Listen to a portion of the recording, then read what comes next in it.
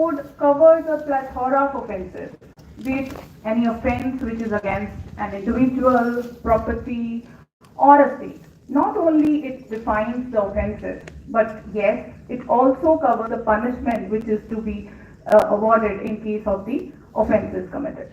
So the Indian Penal Code has been enacted way back in the year 1860, and it is the handiwork of the British colonial masters.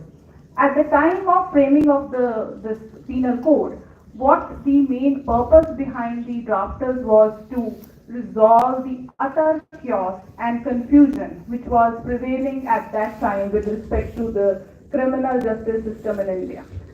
So the task was given to the Law Commission, and we all know that Macaulay, with other members of the Law Commission, he took over the task of codifying the law.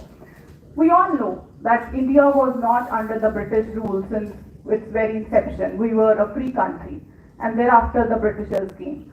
So before the Britishers came, we were free, so we were, governed by the different laws. There were the ancient Hindu laws and ancient Mohammedan laws. So what was the basic ancient Hindu laws? I think you all must be aware that there was a Arthveda, Manu Samriti, and the Yajur Valkya Samriti. I think you all must be aware of this when we talk of the ancient Hindu laws. These were the codes that were governing the Indian penal system.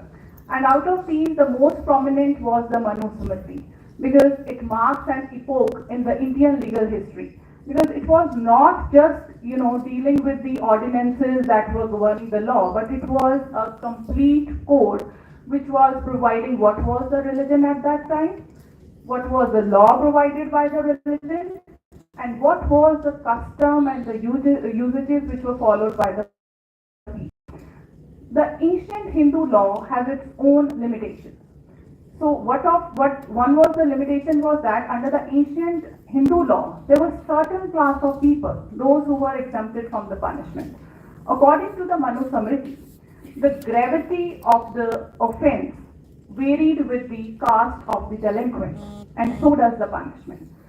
So if the offence was committed by an accused who belonged to a Brahmin religion, which was considered to be on the higher pedestal, in that case, the punishment which was provided was much lesser in certain cases.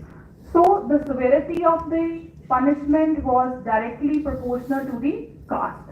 So this was kind of one of the most important aspects which created a kind of a remorse among the society. So also that apart from the ancient Hindu laws, there was the Mohammedan criminal system which was also prevalent before the Britishers came into India. So the Mohammedan law, if we see, that can be categorized under three broad categories. So first, Mohammedan law provides crime against God. So what all will be included in the crime against God?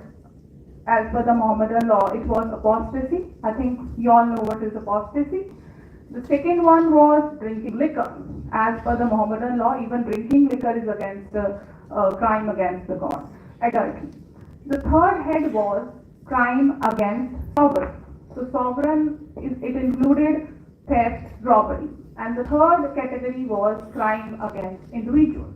So the crime against individuals contained killing, maiming, etc. But what was the major defect under the Mohammedan Muslim criminal law was that there was no distinction between the private law and the public law. There was no distinction between crime and a tort.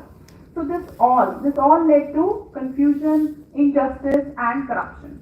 So because of the defects which were prevalent at that time within the Hindu laws or the Mohammedan criminal laws, so there was the larger section of the society, they wanted that there should be reforms in the criminal justice system which was governing the people at that age. So then the next era